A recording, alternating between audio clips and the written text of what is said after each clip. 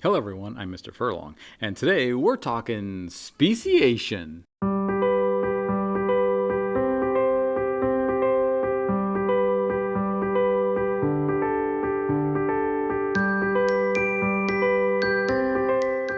Speciation can occur when two populations become reproductively isolated from each other. That's what we're going to be taking a look at, is how this can happen. To give us a working definition, a species is a group of individuals that is capable of interbreeding and producing viable, fertile offspring. So if they can't do that, then we would say that they would be two different species. An example of this are the meadowlark birds. We have the western and the eastern meadowlark. They look very much alike, but because they live in different habitats, they've developed some different characteristics that they will no longer mate with one another. Hence, they've become two different species. Well, we know that there has to be some type of reproductive barrier that prevents gene flow between the populations. So we're going to take a look at a couple of these. The first one is called a prezygotic barrier. Now, zygote means a fertilized egg, and the prefix pre means before. So this would be before mating would take place. These things are going to prevent mating from even happening to begin with, such as geographical isolation. In geographical isolation, individuals are separated by some barrier, geographical barrier, that prevents their mating. So this could be a river, it could be a mountain range, it could be an ocean, it could be a road. But somehow the gene pool does get split up, and this then leads to enough different traits that when these organisms are put together, they don't want to mate with one another. Hence, we have a new species. Another example is temporal isolation. This is when individuals mate at different times of the year. So depending on, say, when flowers produce pollen, when others have flowers that open up, it's very possible that by the time one species' flowers opens up, the other plant has already been done pollinating.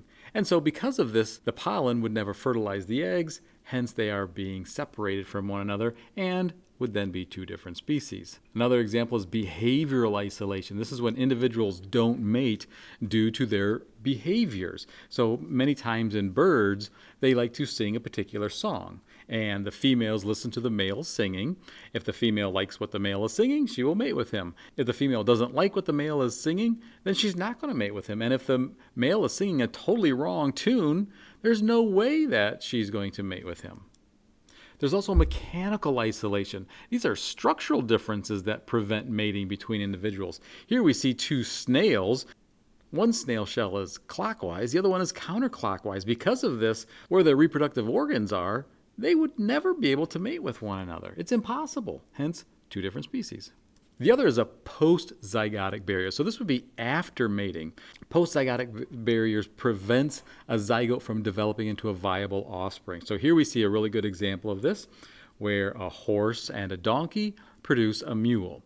Now the horse and the donkey are very closely related species, and they can produce offspring, but the mules are sterile. They can't have offspring themselves. So if you want to make more mules, you got to cross another horse and a donkey. Hence, horses and donkeys, two different species. We know that speciation can be sympatric or allopatric. So what this means, if we break down the word, patric comes from a word meaning fatherland. Allo means other.